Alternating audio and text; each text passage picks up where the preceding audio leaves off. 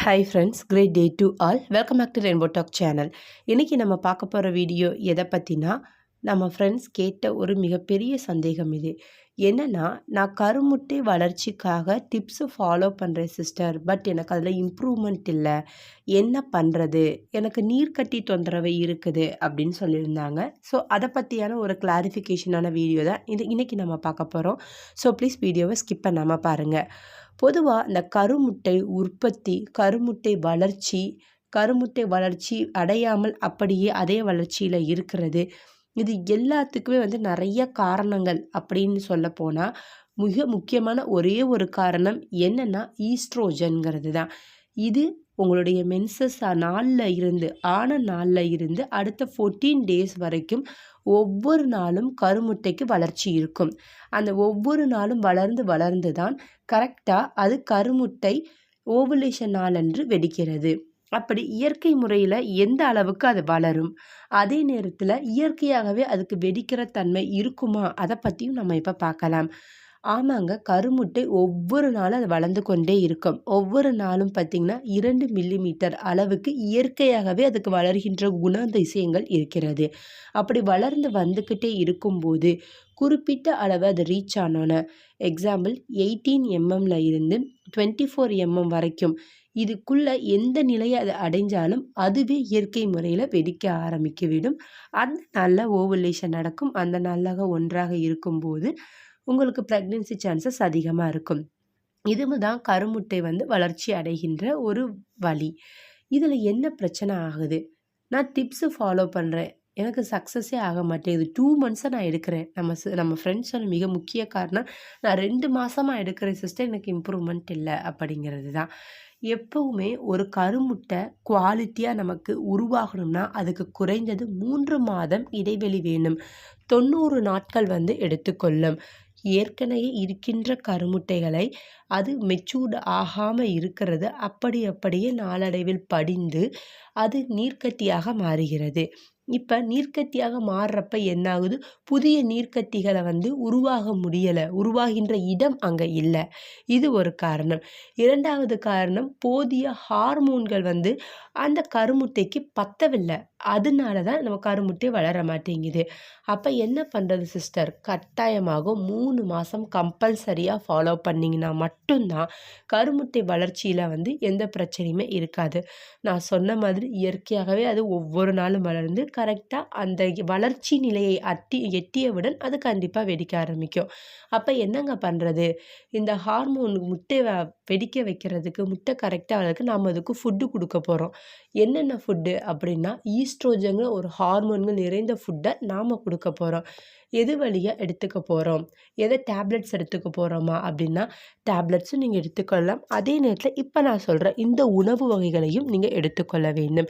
இப்போ நம்ம பார்க்குற ஃபுட்ஸில் எல்லாமே பார்த்திங்கன்னா ஒமேகா 3 ஃபேட்டி ஆசிட் அதிகமாக இருக்கும், டிஹெச்ஏ கண்டென்ட் அதிகமாக இருக்கும். கருமுட்டைக்கு உற்பத்தியான எல்எம்ஹெச் ஹார்மோன்களை அதிகரிப்பதற்கு உணவு வகைகள் இது ஹெல்ப்ஃபுல்லாக இருக்கும். ஈஸ்ட்ரோஜன் மிகவே ரிச் கண்டென்ட்டாக இருக்கும். முதல்ல அதை இடத்தை வைக்கிறது என்னென்னா நிலக்கடலைங்க.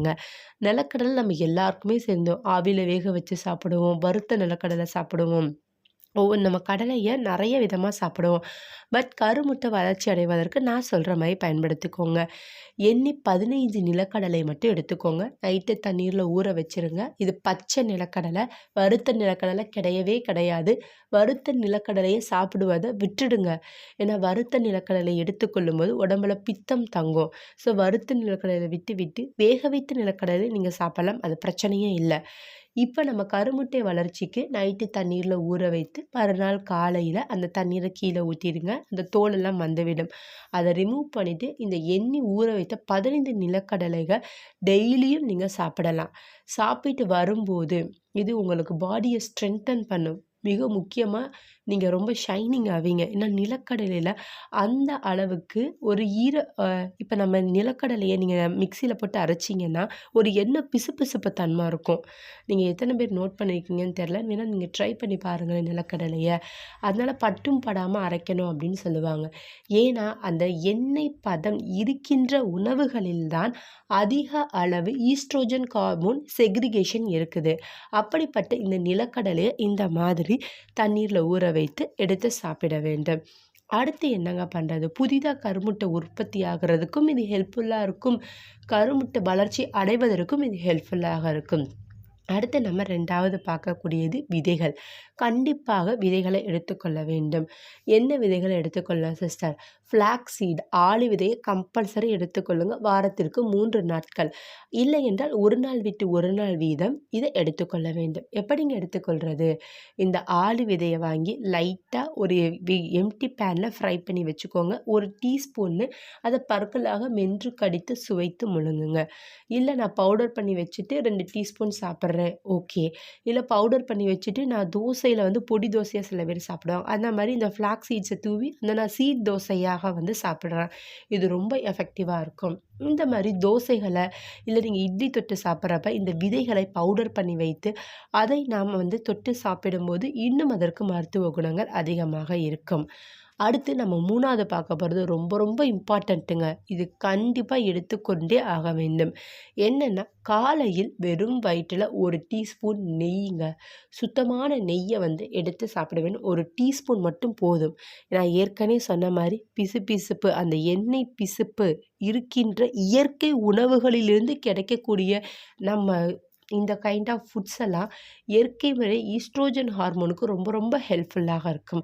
அப்படிப்பட்ட இந்த நெய்யை 1 டீஸ்பூன் நீங்கள் முழுங்கும் போது முக்கியமாக உடம்பில் இருக்கக்கூடிய கெட்ட கொலஸ்ட்ரால் அத்தனையும் வெளியேறும்.